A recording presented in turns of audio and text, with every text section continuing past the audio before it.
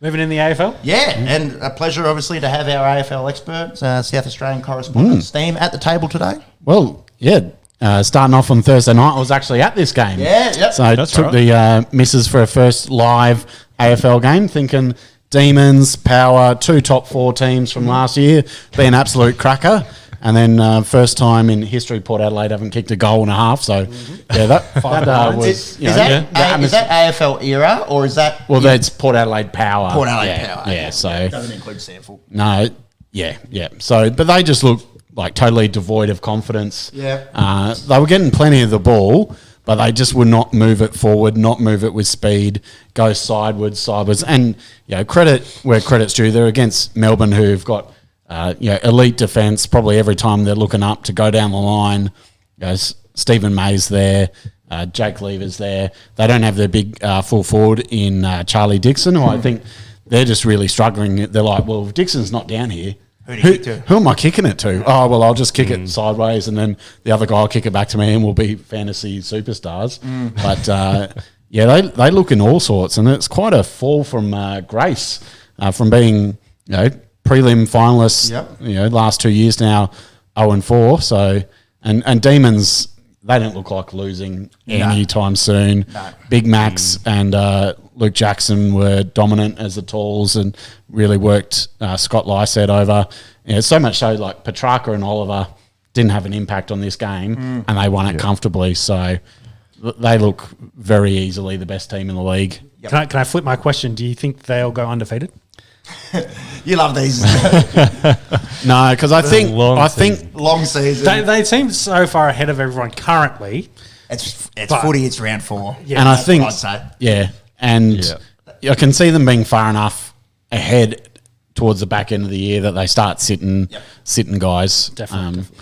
Give Max a rest, that kind of thing. So, but if they're 14-0 by that point, do you think they're like, but could we chase it? But I mean, would you chase they slipped up against the Magpies and the Crows, the kind of lower teams last year. So they beat all the good teams. And had a few drop games against the lower teams. Carlton winning the premiership, and we'll get around to them soon. That'll be fun to talk about. That's hit home hard, but.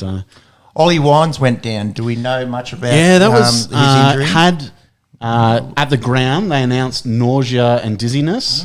He then ended up in hospital with heart palpitations, and they're monitoring his heart. So I think he spent the night in hospital, and then apparently he was in good spirits, but released out of hospital now. But so I guess they'll be keeping an eye on what that was, but just something that kind of came out of nowhere a bit, and not feeling the best, and take the proper kind of precautions. Especially with what we've seen recently with similar symptoms. So definitely take precautions. Yeah, but good news that he's in good spirits and he's out of hospital now. Yeah. Your Brownlow medalist going down with stuff to do with the ticker. Definitely thinking of Ollie and his recovery there. Port, that's dire straits, isn't it? 0-4. We're talking about how hard it's been for Carlton. There's 2 Carlton fans here to try and break into the 8 when you start every year 0-2. Long way back. Long way back now. And you don't want to say it's impossible, but...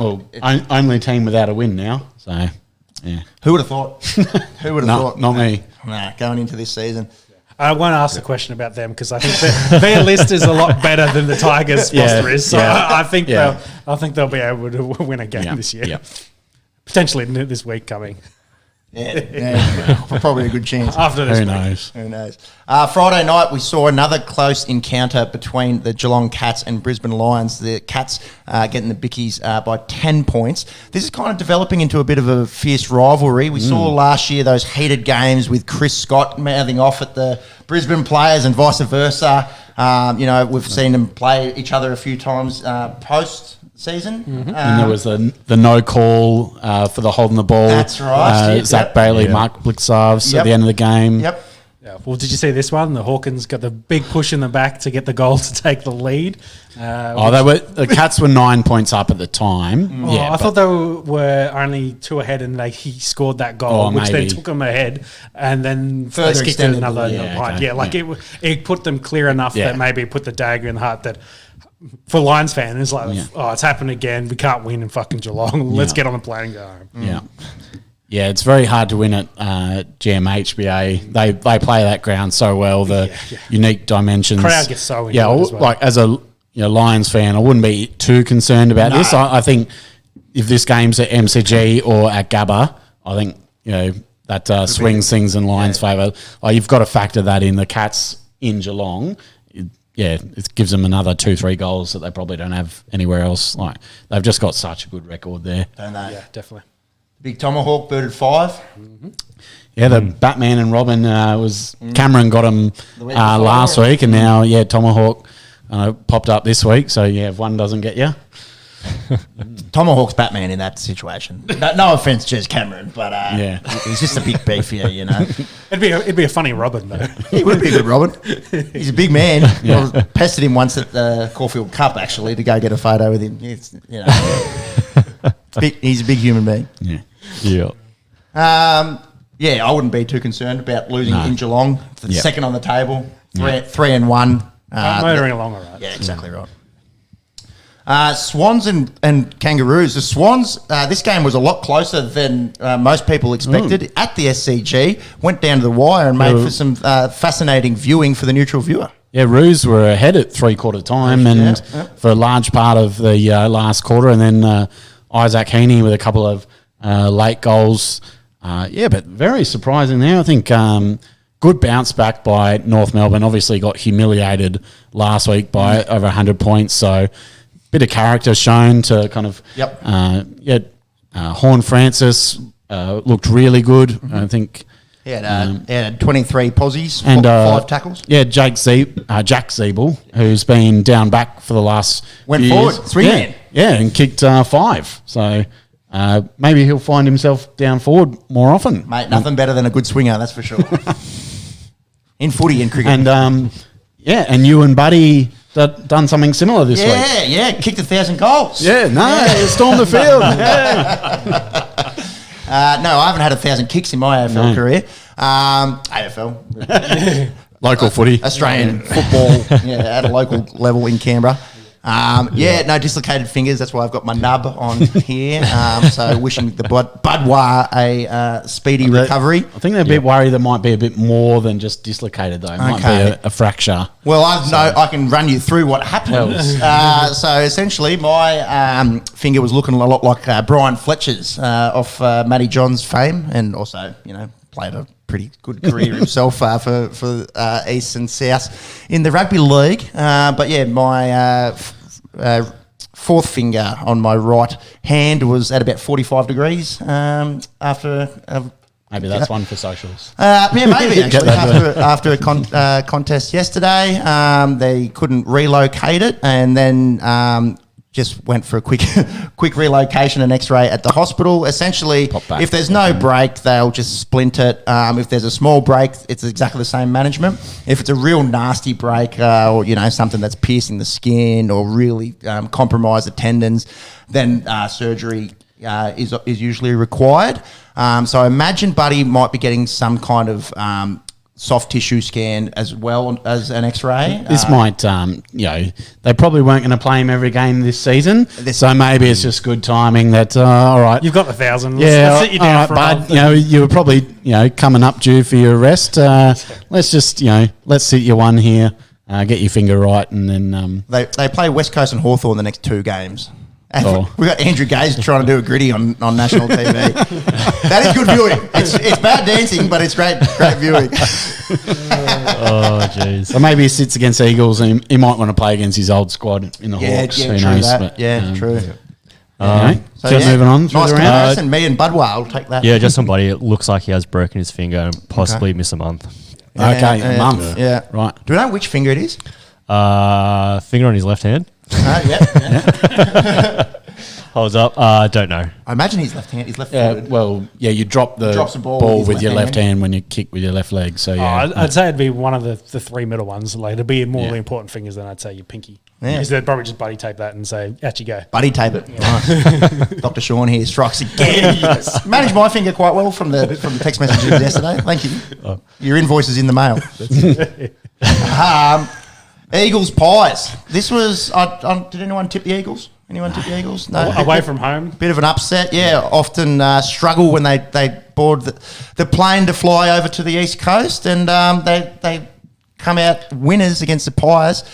This was an interesting little tidbit. No player for the Eagles has played 6 consecutive games going back to last year. The COVID week probably had a bit to do with that. It was half the squad. They've had a few weeks where they've chopped and changed a lot. This was a huge win for the Eagles.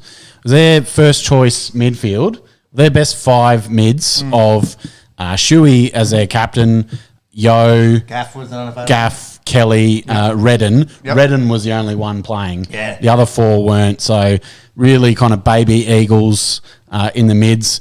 They were just super efficient. Josh Kennedy had 5 kicks for 3 goals.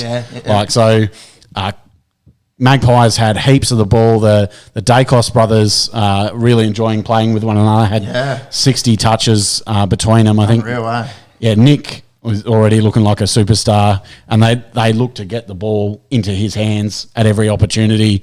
For a 4th game player, they already trust his decision making and his skill and execution. So, but the Eagles were just so much more efficient when they went into 50. They were getting scores where Magpies dominated every category. And this game, a few games this weekend. I mean, this game was well and truly in the balance, all the way through, and a couple of late goals from the Eagles was what sealed it. But they'll be very happy with this. A very gritty, hearty win, considering the start to the season they've had in managing the ins and outs and everyone who was out for this match.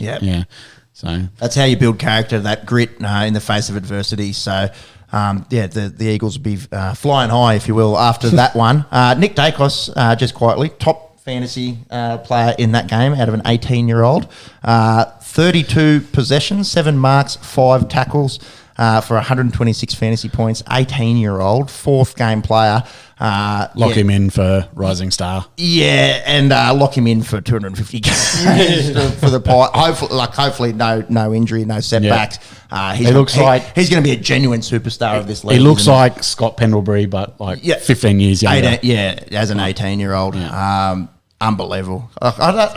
It blows my mind when blokes are 18 years old and they're putting up those kind of numbers. It's like, not to shit on Jamara, but to use Jamara as the contrast, and different position. Hard for a key forward as well to hit the ground running. It is different to being a smaller bodied midfielder, but that's kind of the trajectory that you'd expect. Having to ease into it, going back and forth through the VFL and into the first grade side, and having some teething, whereas Nick Dacos is just looking like a superstar from the get-go. Yeah, just put him on the half-back flank. So don't worry about your forward too much. Just go rack up 30 touches and we'll look for you at every chance to give it off to you kind of thing. So, yes, very impressive start to his career.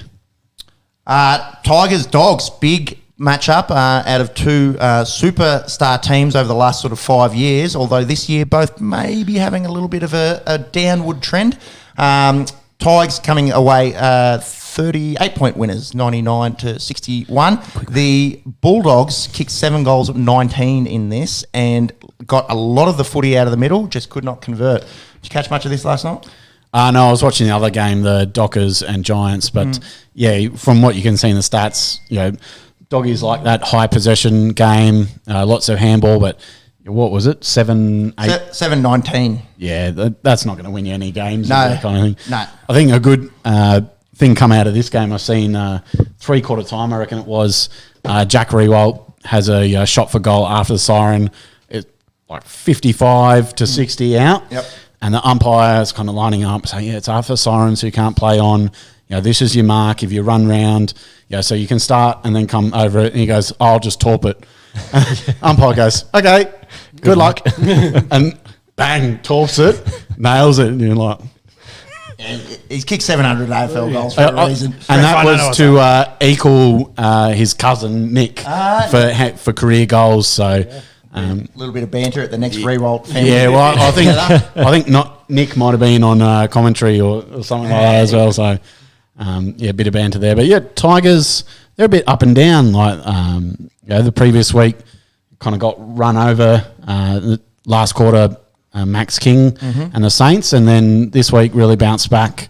I think that Jack was in for this game as well as the human meatball Dion Prestia. Yep, and Dogs 1 and 3. Yeah, that's a big headline. Like they've faced Tigers, faced the Blue Flaggers, Swans, and we say less convincingly after today's events, and Demons. So I mean, they haven't had an easy run of it, but they would have wanted to be better than 1 and 3. Well, Dogs fans, you have this mighty lineup to look forward to: North, Adelaide, Essendon,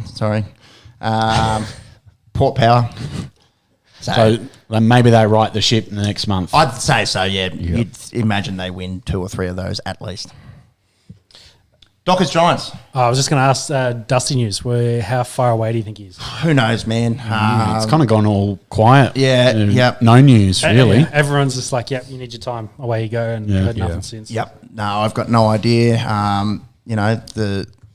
The mind, it's like any kind of, other kind of physical part of your body. It can experience illness, and it takes time to heal. And Dusty, I don't know. I don't even really want to speculate that much, to be honest. Yeah. But I imagine, this game, Tigers win. I reckon Dimmer just leaves his phone alone after the match. Yep. Doggies win this game. Dimmer might, hey, Dusty, how you feeling, buddy? You doing all right? But, yes. I don't know.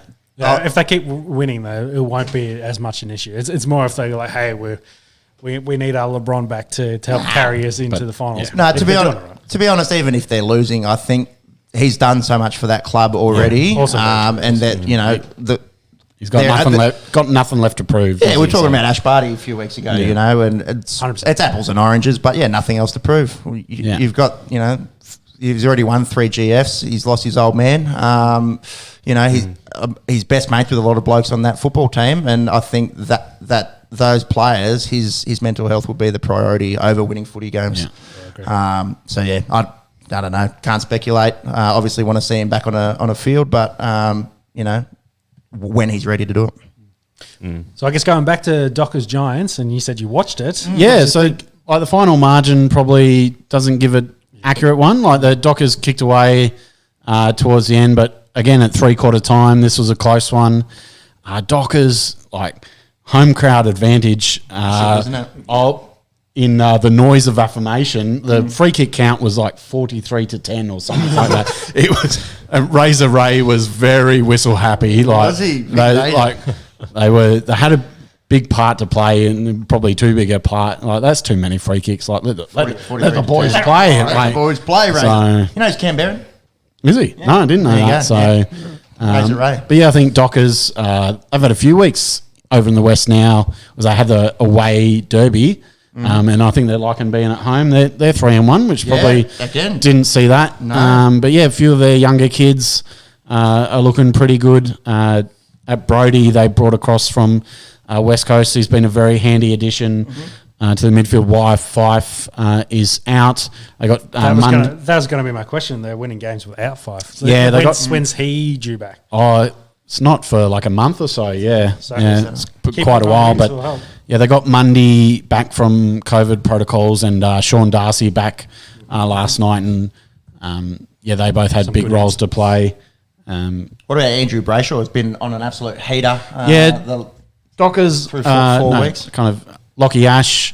He did the job the previous week on Tuke Miller, and he got sent to Brayshaw. So he didn't have the game that he had 2 weeks ago where he got 180 fantasy points or whatever he got, but he's he was a number 2 overall pick, and there's a reason for that. They were very good. There was 3 Brayshaw brothers that all played AFL, so they're all good stock. Through 4 weeks, leads AFL fantasy ahead of Travis Boak and Ben Keys. Andrew Brayshaw.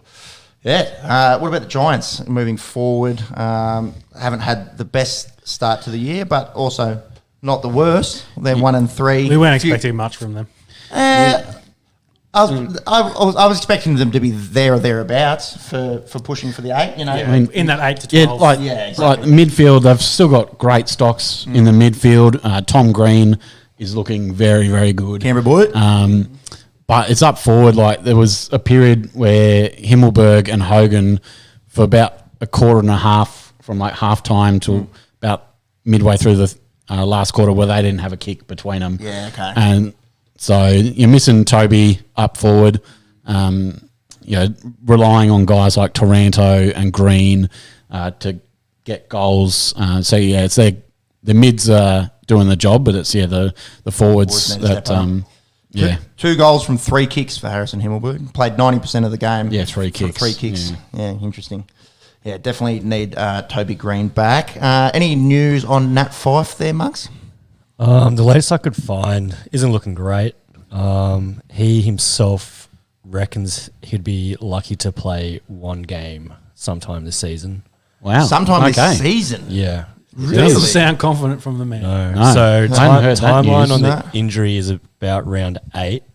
But it looks like he's had some setback in his recovery.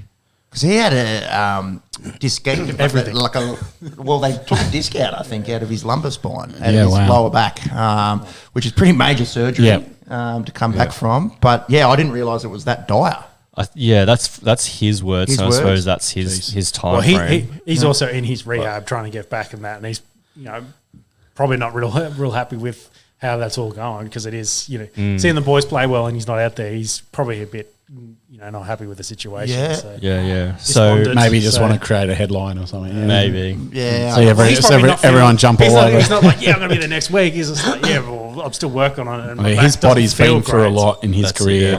He's been carrying that team There for we ages. Pull the spine out. It did come through my mind. I was like, that's a layup, man. That's the biggest layup. Sometimes you got to take the layups. Easy points. Exactly. Wait until Cam Smith is playing Masters again. So yeah, that's right. We'll get to that in a second. Let's go, you beautiful mulleted man. Today's games: Bombers, Crows. Bombers opening the account for the year. Happy with that. Just got home. I didn't see any of this. This was a cracker. Like it was 103 to 99. So another close game. Plenty of goals. The Bombers, in saying that they got their first win, I think their first 3 games were against Geelong, Melbourne, and Brisbane. Yep. They're all contenders. So good to get on the board, get that victory against the Crows. But don't read too far into the 1 and 3. I think don't. It wasn't panic stations, but this was a cracking game of footy again. Some of these, like the parity in the league is good to see. Like we talked about, the Roos, really kind of gave a good showing of themselves. The Friday night game was close all the way. Dockers and Giants was close up until the last 5 minutes. So it's good to see. Bit of parity. Getting into at 3/4 time, both teams are red hot crack to win the match. It's good as a fan. You know you can go to the game and your team's a decent chance to get a victory. So good for the neutrals as well. In games. So that's it. So even though Bombers were down the bottom, they're not that far behind. So Tex Walker made his return. Got booed after the suspension. Got booed. Fair enough too, probably given the circumstances. He thrived though. Booted 4. We were talking about Tex last year as possibly an All-Australian, in the kind of the form, vintage continues. in the form that he had been building. Apparently, he was training the house down. I always hear that through pre-season, but seems like it's the case. What do you think for Tex moving forward, trying to put last year behind him? He's obviously going to cop some boos around the grounds this year, and probably deserved. He probably just will continue to show this late career resurgence, I guess. Yeah, I think that's all he can really do. Just play good footy, keep his head down. And there's plenty of other stuff stealing headlines at the moment. So it'll probably go to the wayside very, very quickly, and people will move on. And look, we're all human. Not condoning what was said, but you got to move on and try to make amends. And I think, this is probably the start. Can't undo what he's done. So got to move forward. Yeah, there's plenty of dickhead moments in this world. There's 4 of them right here. So, I'm glad you said 4 and not just pass it on to us 3. I did as well. I did you Yeah, no. The Hawks got dicked by the Saints. Yes. Yeah. Saints are looking like an engine team at the moment. They're really running over teams in the second half. Well, they were in that group. We thought they might be playing into the 8, and they've definitely kind of putting themselves ahead of that pack. But I still don't know what to make of them. that is always going to be the question. Because, So they they're very are up and playing down. against those other mid-tier teams. So, like, to contrast them with the Bombers, they haven't played anyone who's really elite yet. I mean, do you count the Tigers or not? This year, probably not, no. Yeah, so, like, I don't know how to kind of where to rank the Saints at the moment. But, I certainly didn't see this one today. I tipped the Hawks, actually, because I thought they were very impressive against Port Adelaide 2 weeks ago. After giving Carlton a huge lead and kind of nearly reeled them in last week. So I thought they were playing really good footy, the Hawks. But so I didn't catch much of this one, but didn't look like much of a contest. I think from about half-time, 12 goals. Saints were handy leaders. So St Kilda sit 4th. They're 3-1. They had that opening day loss to Collingwood and then have since beaten Fremantle in Fremantle, Richmond last week, and obviously the big shellacking of Hawthorn. So, no elite sides just yet, but they've started 3-1. The morale will be high. Well, I think Max St Kilda away. King kicked another 4 today. I think they had 4 guys kick 4. So Gresham, Hill, King, Membry, 16 goals between those 4 right there. To contrast to the Bulldogs, they're obviously making the use of their forward entry. Which is unusual for St Kilda because they've been often like the other most way. inaccurate team the last couple of years. So Saints fans will be happy to see them going through the big ones for a change. 22-10 they kicked. I mean, that's pretty handy. 10-22, that would have been a different story, wouldn't it? Yeah. Still would have won actually, but it would have been a different story. Nail biter. Would have been nail biter. And their run for the next couple of weeks is pretty good as well. So they've got the Suns next week. Then they've got Giants. No easy feat with family today. And then Port. The Port, and then Melbourne. So maybe a month before we really know what to make where of they're St Kilda. at. It wouldn't be unfeasible to think that St Kilda go 5-2, 6-1. All you can do is beat who's in front of you. Exactly right. That's right. That's all you can do. And that's if you're in that kind of middle of the ladder category that we thought they were, you've got to beat those other teams that are in the middle of the Cement yourselves. Yeah, that's right. That's how you kind of push yourself up into the 8 and so 3-1, they'll be happy with that. Yeah, that's it. And the last game, the game that we have to talk about, the big one, where we probably skipped over this too much and took it too lightly, as the Blues did today, and that is Carlton losing to the Gold Coast Suns. We're just talking about St Kilda, and fans should be happy that they're 3-1. This is one of those cases where you'd put them down as 4-0 already, and we're starting to think about Port next week. Like you were saying pre-show, a very Carlton thing to do to get some hopes up and then drop them. I had a sick feeling before this game. Thinking too much about Port Adelaide. We're going to go in there. We're going to be 5-0. See, hope's a very bad thing. The last 10 years, you can't have it taken away if you don't have it in the first place. But if you have it and then it gets taken away, it just hurts. But I think, so quarter time, Blues lost Paddy Cripps. Obviously, that who's been playing lights out. It has been looking like old Patrick Cripps. Probably had 7 or 8 Brownlow votes up until this point. Pre-match, lost Mark Pitnet as well, the ruckman. I think still got Tom De Koning as a kind of genuine ruck, but I think he's kind of same as Tim English, but a few years younger. So big, tall fella, still to kind of really bulk out into that big AFL-sized ruckman, and going against one of the bulkier ruckmen in Jared Witts. Witts really dominated, and Carlton have been so good in clearances and contested footy, but Witts was given his midfielders first use, and they were really dominating. And maybe Carlton just didn't have their heads screwed on, thought they were going to win the game before they. I was going to say, actually got I've there. heard lots of excuses, but we probably should give Suns a bit of props.